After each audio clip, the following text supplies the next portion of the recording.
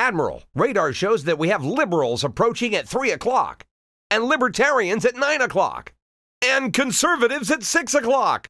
They're coming from every angle, every viewpoint.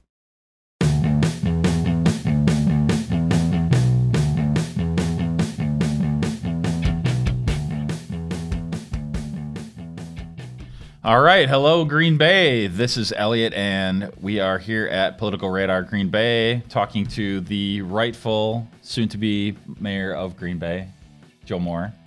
And I guess I say that a little bit tongue-in-cheek, but we are going to talk about write-in campaigns. We're going to talk about the primaries. We're going to talk about the voting process, the whole deal. But we have an election coming up on April 2nd. Yes, sir. In my brain, I think I told somebody to vote on April 3rd as a joke, and that's what sticks in my head now. So don't make jokes about voting day. So, but he's going to have a write-in campaign, not writing.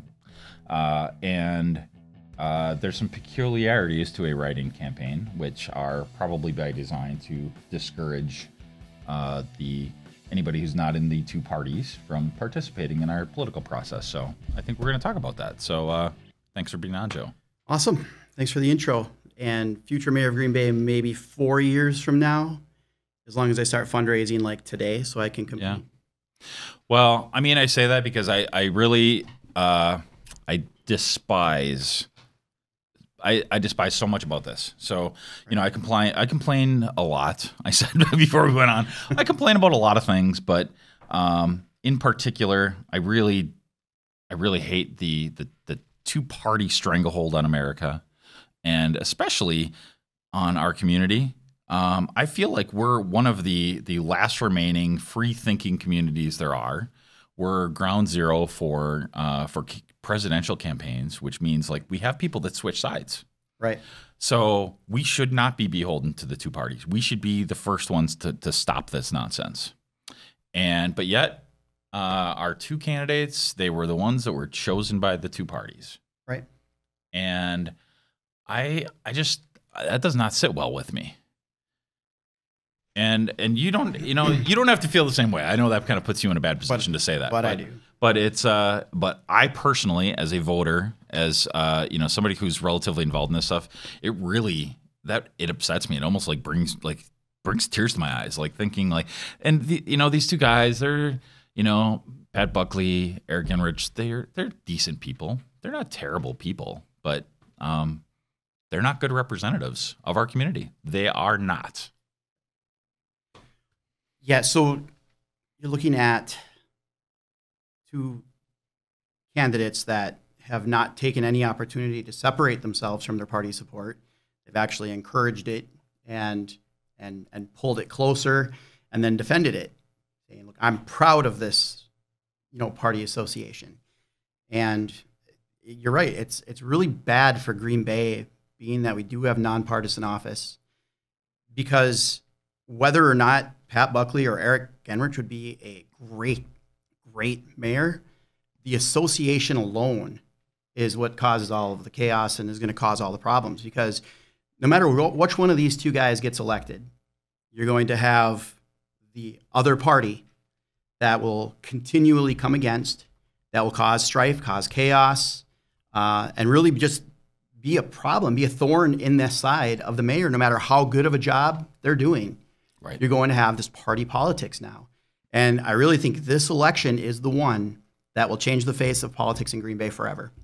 And we might as well have a partisan mayorship now. So interesting thing. So I just quickly Googled for their whatever they have online, right? So, I mean, there are some polls, and I think we all kind of have a feel Eric Enrich is going to win, right? It's the general consensus. Yeah, I'm gathering. So, so I Googled. I spelled it wrong. Even I typed in Pat Bucky for mayor. Okay, but Google does its own autocorrect. But there's an ad, a purchased ad, GenrichForGB.com. Just right. For the record, that's interesting. So anyway, that's kind of an interesting little sidebar there, because I wanted to pull up and I just wanted to see what like where we think we should be heading as a city, and if these guys are going to take us there. I mean, I think, I mean, I hope people are ready for this, because I really truly feel like this is a mistake. I do. Like I like these guys. Yep. You know, it's not personal. Nope. In a way, I feel like they're making it personal by associating with two private organizations. These are unelected groups of people that have sided with these. You know, it is American. I always want to use the term it's un-American, but it's like it's very much American, this two-party system, just because of the way our things are structured. So, right. So anyway, we had a primary, and they were the rightful two winners of that. Absolutely. Now, there's been a lot of talk. I want to circle back to this, but there's been a lot of talk about changing the Electoral College because Hillary Clinton didn't win, right? Of course, yeah. Right. And so we want to change the way things are so that our guy wins, right? Or woman, you know, our person wins, right? So, and that's not what I'm getting at here. But you know, if we didn't have a primary, I think the game would have been played differently. I think the whole election would have been handled differently. It would have been treated more seriously. There would have been more urgency. There would have been more coverage.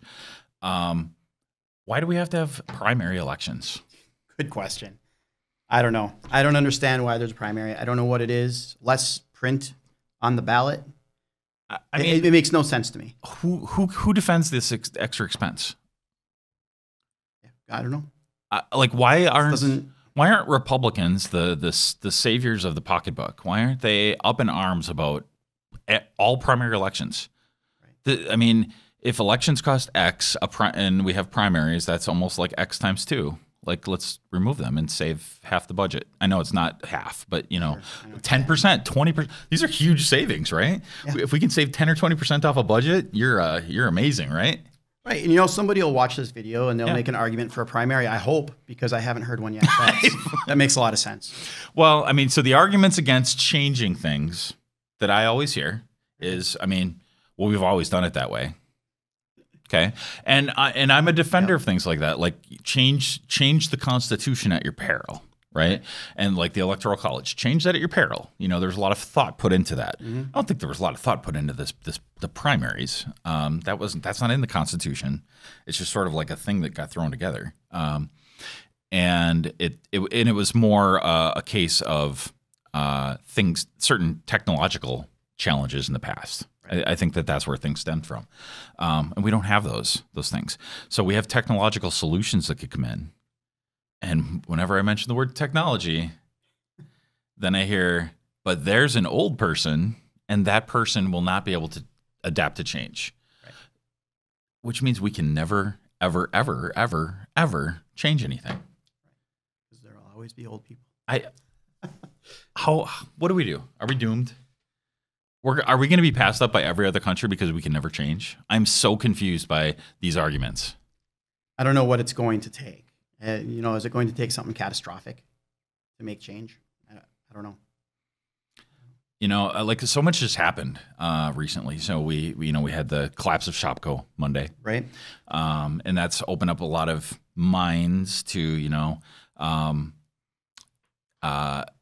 efficiencies. You know, I just talked with the president of the school board the other day, and I know that episode hasn't aired yet. Hopefully it'll be out before this one, although I understand there were some technical difficulties with it. So sorry about that. But I tried to challenge people in government. Can we please try to be more efficient, have some technology solutions? And my God, voting. I can, like I said before we got on air, I can order a house. You mentioned Carvana. You can buy a car from an app. Why can't I vote? Why can't I vote from an app? Always going to be somebody that's going to try to make it a little bit more difficult. I mean, it's just where the politics are at right now. But you know what? Elections are also big money makers. So, okay, you're narrowing it down from 8 to 2. And maybe you don't have as many donors pumping as much money into an election unless they know their candidate's going to win. Mm-hmm. And when they pump that money in, that money gets spent, whether it's TV, radio, signage. I mean, there's a lot of money being spent on this local mayoral election. I'm going to be really curious, but I bet by the time it's all said and done, we'll be close to $250,000, if not more, between all parties on a mayoral seat for an $86,000 a year job. How many people do you think are paying on both sides? I don't know who wants to go through and start going through these like campaign I don't know. I finance mean, sheets, but like yeah, you're right. Like you just made me think of that, right? Like as you're saying that, I'm like, is that what it is? Is that the whole thing? Are we doomed? And like and I joke and I feel like I lump myself in with Republicans too much this way, but AOC on the federal stage, she comes in as a catalyst for change. God, why doesn't somebody like that say, you know what? Let's get rid of some of these antiquated things. Let's have app voting.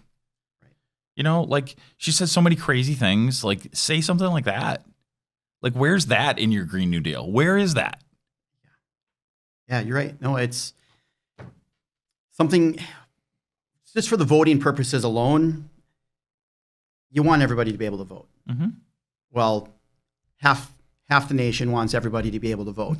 The other half of the nation doesn't seem to want everybody to be able to vote. Right. But, look, I don't think the Electoral College will ever change, because the Electoral College actually makes sense when you start spreading out all the numbers and taking a look. Look, the Electoral College is something that I think is necessary. It's magical.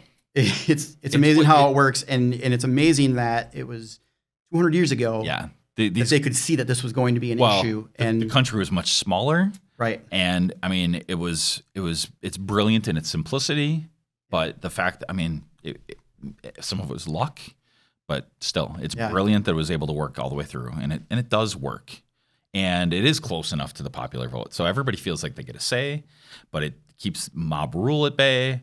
It keeps California from just voting for unlimited California spending. Like it is well thought out.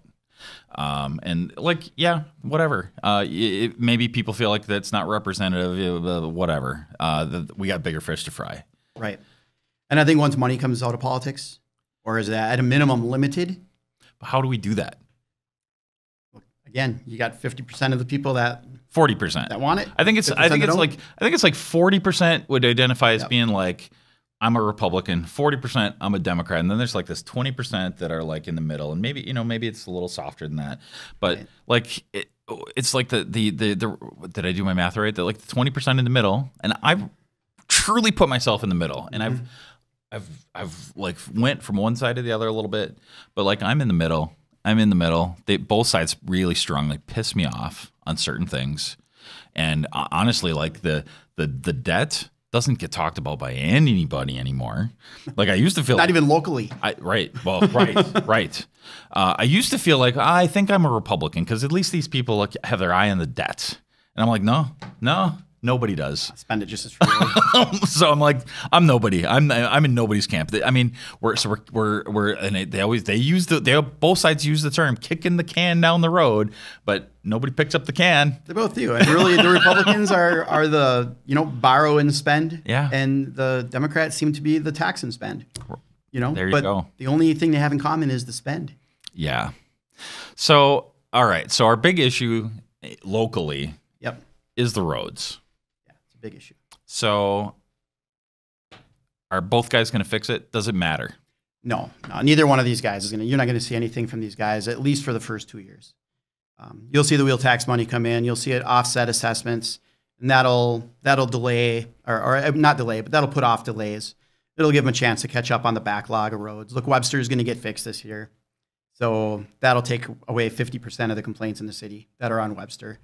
But I mean, otherwise, I drove by crews today out there popping pothole patch in these streets, at least as a temporary fix to get us by.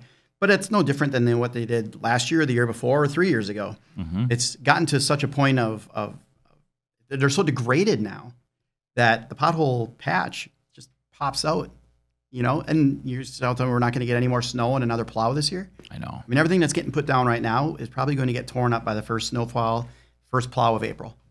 And it'll be right back in the same situation again. So look, both of these guys. I was listening to WTAQ, and they had a candidate for mayor on there just a couple days ago in the morning, and his first talk was like, he's like, "Oh, we got to fix the roads. We got to fix the roads." Well, that's great. Keep saying that. Right. But then, like, in the very next sentence, he's like, "We got to cut taxes. We're the highest. Green Bay is the highest taxed municipality in Brown County." Well, we should be. We're the biggest city, the oldest city, with the biggest needs. So yes, of course, we're the highest taxed municipality in the city. But to say I'm going to lower your taxes and fix the roads, are you shitting me? That is ridiculous. So highest tax in the county, you mean? In the county. Yeah. Okay. Yeah, sorry if I messed that up. No. That's ridiculous. There's no way that you're going to lower someone's taxes and fix all of our infrastructure needs. But you know what? That appeals to the audience. Okay. So, but the thing is, so we also have a school board election coming up. Yeah. Okay? And we have an issue of, and I bring with each of the candidates, I bring up, my brother he happens to be a teacher.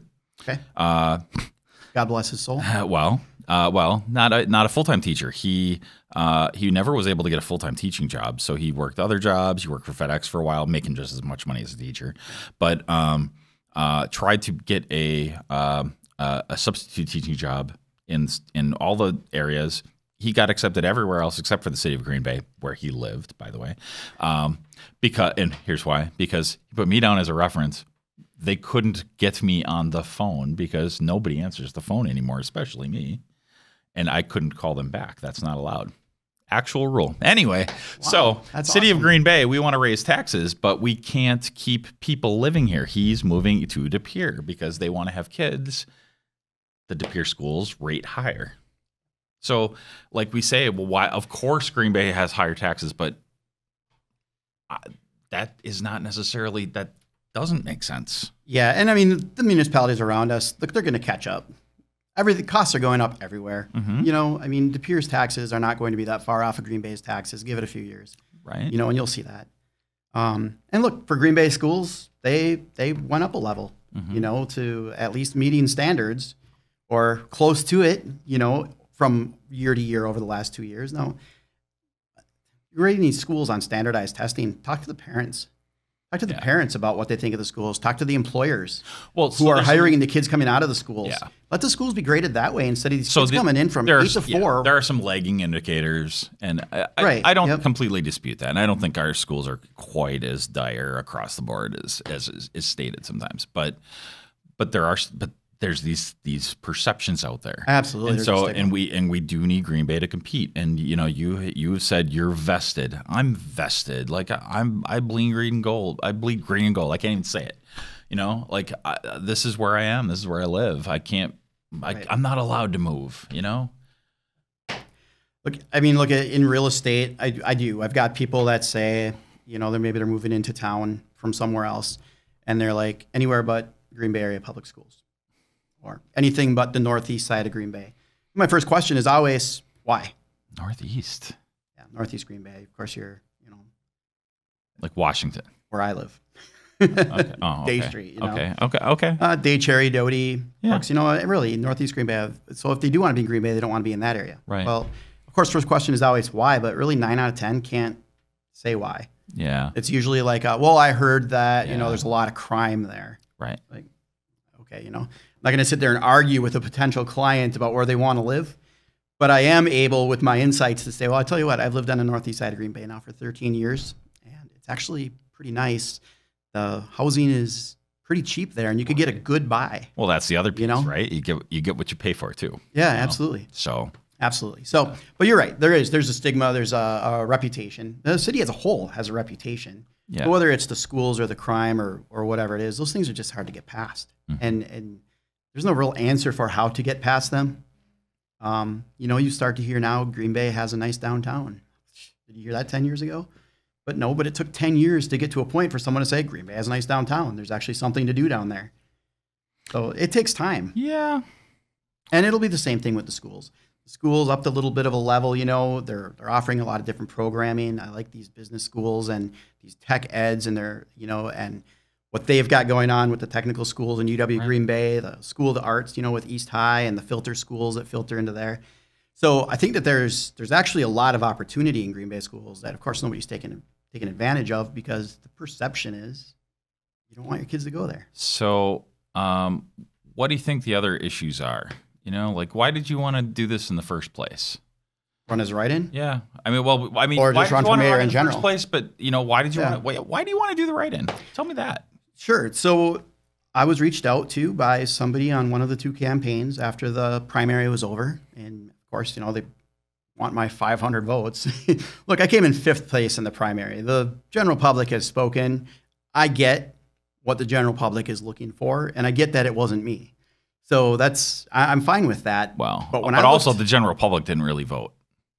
Okay, that's true. A portion of the general public certainly didn't want me, and I get that. I'm fine with that. I completely understand it. Right. That's the whole point of going out and voting and doing your work. Right. But so after they had reached out, I just responded. I said, no, I won't be supporting, your candidate. And I said, but I won't be supporting the other candidate either. And I started thinking, like, gosh, which one of these guys would I vote for? And it was neither. And it is actually a conversation that I had online with a local union member here who said, it's your civic duty to vote. And it is. But I want to vote for somebody that I'm going to be confident about. So, I'm confident in myself. I really do believe that I was the best candidate for the position when I ran the first time. And I look at the candidates now, and I think I still am the best candidate for it. So I reached out just to see what it takes. I contacted the ethics board down at the state, and I contacted our city clerk and just said, hey, what do I need to do if I want to run as a write-in? Look, I already terminated all my campaign finance. That account is gone. My More for Green Bay is done. That's it. But really, all I have to do is just amend it that I'm going to be a write-in, and then turn in. I'm not going to raise any money or anything, so I'll be exempt for this next 2 weeks, and then just basically re-terminate it again after the election's over. So it was actually a really easy process for me to run as a write-in. And I've reached out, and people have reached out to me, and they said they're going to write me in, and I was like, well, make sure your vote counts, and your vote doesn't count unless you're registered. Otherwise, geez, a few years ago when I won, I ran unopposed. There were 308 total voters. I got 300 of them. So curious about the other 8 votes, I went and checked the canvassing, and I think Hitler came in second. Mickey Mouse, Pluto, they get votes every year. So right. So so in terms of the write-ins, you're just hoping to be at the top of the write-ins. Yeah. You know what? Look, I totally get that I'm not going to win a write-in campaign 2 weeks before the general. However, I want to give you a little quiz. People want an option. There is a third option, and you do not have to vote for the Republican or the Democrat. Yeah. You can write my name. And I think that, and I think more and more, we, no pun intended, more. You can say more and just keep saying it. Just ingrain that in people's heads. Yeah. So I think we need to have a third option. I think we need to have 15 options. I don't understand this limit. Right. Are our brains so small that we really truly can only come up with 2 choices? That just sounds so limiting. So little quiz. So both candidates, what do you think they list as their top? They're not ranking these things, but what do they list first as their on their list of items? Just take this as like a practice run for next time. Sure. So the first thing they list on their list of like the issues, right? Well, I would say that it should be roads, but one of the candidates is probably crime, and the other one is probably parks and recreational opportunities. So I would have probably guessed something like what you're saying, but they're both talking about economic development, jobs and economic development. So good for them. So Buckley says jobs and economic development as the title, and Genrich says attract and retain businesses and professionals to all corners of the city. I think that's super interesting. And then and it's very important. Yeah. And then next on Genrich is police and fire, and Buckley's that's actually last, public safety, last in out of 4. Right. Taxes is second for Buckley. Taxes is not listed at all for Genrich. So Right. So yeah. Yeah, it does. I mean, it makes sense. But like in a fantasy world where it's a 3-way race, and you think you're the best, like what would make you the best?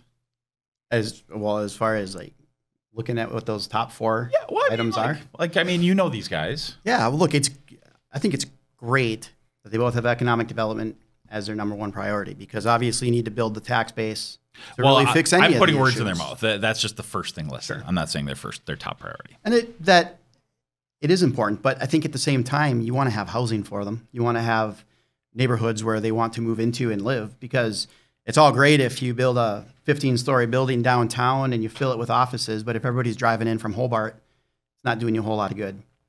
So, you know, I think a big part of this is going to be some equal opportunity housing throughout the city. I think that's a really big priority. I think the homeless issue, which nobody really puts that as a top 3 item, I think by having some transitional housing and some more housing opportunities, you get away from these kids that are sleeping in their cars and then going to school in the morning. You know, so I think having a house, having a roof over your head, and having a safe living environment really solves a ton of issues on down the road, because once you have that, now you've got a good workforce. Now you've got, you know, kids that are able to do a little better in school and have maybe some more opportunities than they've had before. Right. You know, and these are the kids that are reinvesting as they get older back into the community. And now, okay, they're opening businesses and doing whatever they're doing, working, being part of the workforce in the city, buying their own houses in the city. I mean, look, this is like a generational thing. But I mean, it all starts with having a place to live. And I think that's got to be a top priority. So, okay, so nuts and bolts of a write-in campaign. Yep. So if I write Joseph Methuselah Moore on the ballot, does that count? It does not. It's got to be as I registered. JOE space MOORE. Okay, so you are a registered candidate. I am a registered candidate, yes. And so you can advertise the fact that you are a registered candidate. I can, yes. Oh, you can? I can. Yep, I can say I am registered. I could go buy lit. I could, you know, do radio commercials. I thought there was some TV. dispute of that. No, so I can. Now, I cannot be on the city's website. The city clerk cannot say that there's a third candidate unless they are specifically asked if there's a write-in candidate. And that includes all the poll workers. So if someone goes through the polls and says, Buckley and Genrich, these are my only choices. Depending on how they ask the question, the poll worker can say, well, there is a write-in candidate as well, and say who I am. But unless they're asked, they can't say it. Do they have to say it? I don't know. I don't know. And I don't know who's there to police them and make sure they do. But that's the thing. The rules are very gray, to say the least. Fuzzy. They are fuzzy. They are. You know, another part of that. And you're very plugged in. I'm very plugged in, and we have no idea. No, I've learned a lot the last couple of days. How crazy is this? Right? Look at Jerry Wisbiski. Yeah. WIEC alphabetsky. Think of that. Right? Think about that. Won a write-in campaign. Yeah. But you know what he did was he put his name on pencils. Yeah. And he delivered pencils throughout the entire district. He said, here's your pencil. Use it to vote. And his name was right there. But that was for an alderman seat, right? That was for an alderman. Yeah. Yep. Now try to do that across a city of 34,000 households. An at-large seat is super hard. Yep. Like that's why running for mayor, running for school board, these are really hard things when you're running against entrenched, supported candidates. Right. Yeah. Exactly. As somebody had asked, look, can I pass out stickers? Yeah. So someone go in and put a sticker on the ballot with my name all printed out and everything. So everybody, top to bottom that I've talked to, from the city clerk right down to the elections board down in Madison, I can. Yeah. However, they so very, very, very strongly advise against it.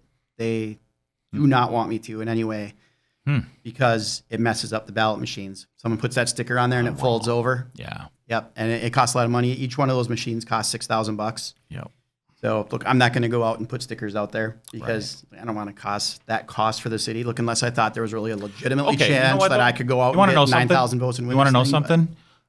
We'll do a Kickstarter if it jams it up. You want to know why? I like it. Because they're screwing it up. The people, the election boards, whoever makes these stupid rules. Why aren't you on the ballot anyway? This is stupid.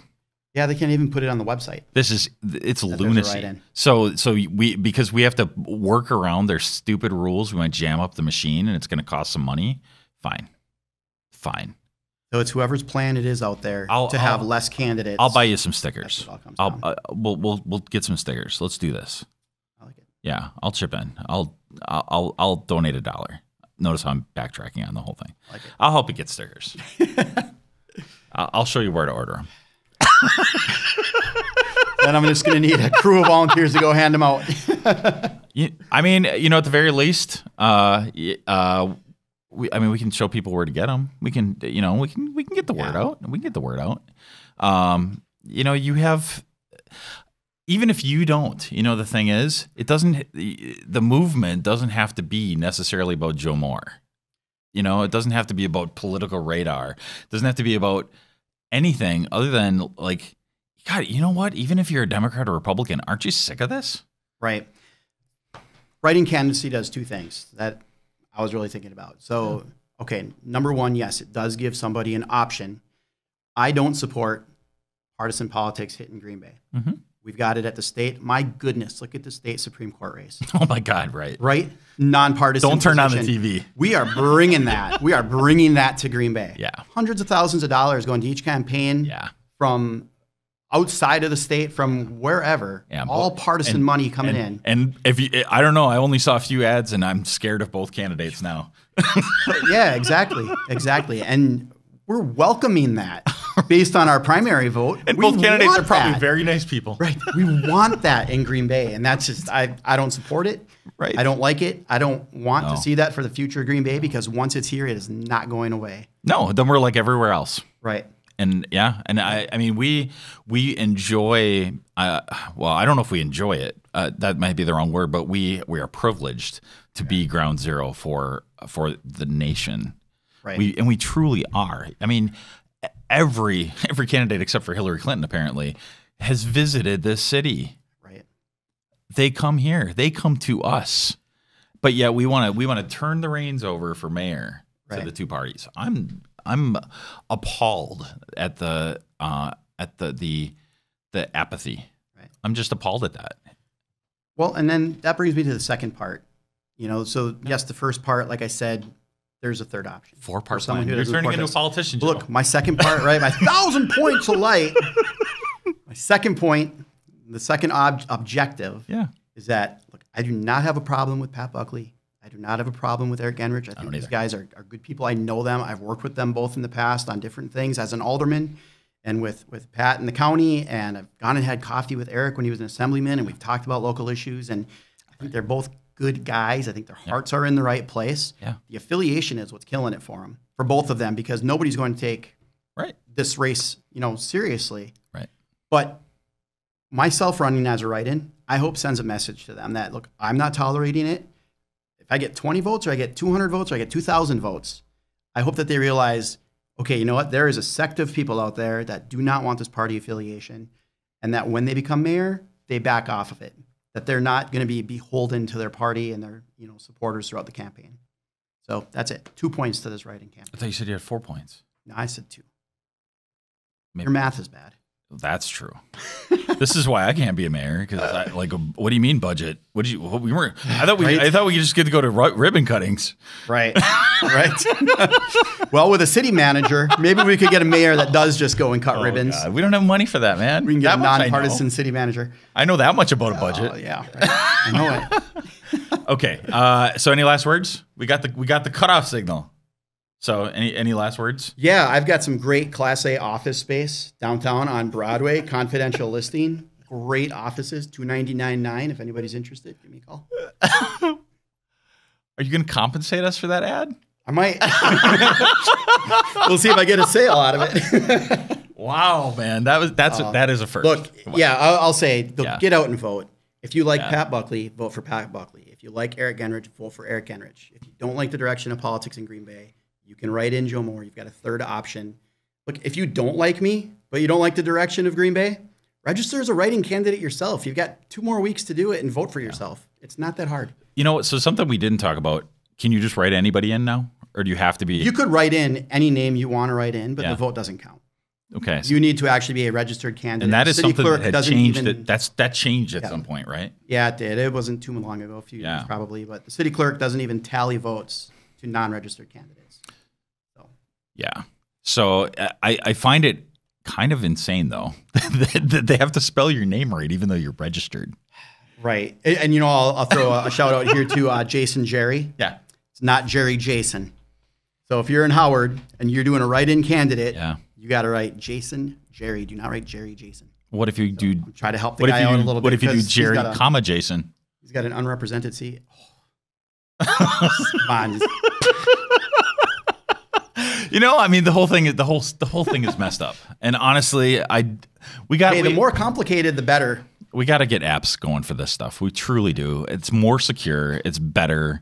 Oh my God! Like I can vote with my kid. I can say, hey, here's who I'm voting for and why, and have a dialogue with my family. I mean, in every way, it's better. Except some old people might need some help. Which, oh, by the way, that's also good because they can have a dialogue with their families. Well, when you got 4 weeks of early voting, there's time to sit down with somebody and explain how to do it. So, okay, that is actually we can close on that. So, early voting, they can do write-in early voting. Yes. And they can go down to City Hall. Go down to City Hall, 100 North Jefferson, first floor. Stop in the city clerk's office. Say you want an early vote. Have your ID, and they got a little voting booth down there and everything. And you take it and you write Joe Moore where it says mayor, and then whatever you do with the rest of the ballot, I don't care. Yeah. So I think that's actually the best thing because I know voting day, it's a Tuesday, it's the middle of the week, it gets tough for people. If you have time between, is the cutoff like the Friday before Election Day? Yeah. So if you have time, Friday's the last day you can vote, and typically the city clerk stays open, I think, till 5 o'clock on So we're recording this Thursday, the 21st, so that means the 29th would be the last day. I suck at math. So I think the 29th would be the last day. So make sure to get down there, vote either way, either by the 29th, early voting. Otherwise, get down to the polls for the 2nd, on April 2nd. I think you should vote for Joe Moore as just a protest vote. I think that this election is not the way that Green Bay deserves. And that's not a partisan thing because I think the partisan things are the other choices. And people that are going to choose partisan, they're going to do what they're going to do. So I'm not talking to you guys. But the rest of us, the people that feel like the two parties have left us behind and have kind of screwed up our country and left us with left our grandkids with $23 trillion in debt. I think we need some new things, some new ideas, and that doesn't mean that you have to agree with me on anything. Doesn't mean you have to agree with Joe on anything or everything. But we need to get away from the parties, and we need to rely on individuals. And America, to me, is about individuals, individual liberty, individual people in office, and that's it. Go on to Facebook while you still can. Change your password if you haven't already. As we're recording this, there was a major Facebook, not a breach, but they disclosed that they had passwords in the clear, which means that your password was in plain text in their offices. So you should change your password. And but after you do that, you should join in the discussion. We have a Political Radar discussion group on Facebook, and you can tell me how wrong I am and why your candidate is better, and that's great. If your candidate is truly better, like Joe said, you should vote for the best candidate. But somebody explain primaries, please. And oh my God, please explain primaries. Thank you. That is the place to close. Somebody, for God's sake, please explain primaries or explain to me how the hell we can get rid of them. And that is enough for today. Thanks. Thanks for listening to Political Radar. To ensure that you never miss an episode, subscribe on iTunes or your favorite podcast app. To stay up to date, visit politicalradar.com or connect with us on Facebook or Twitter.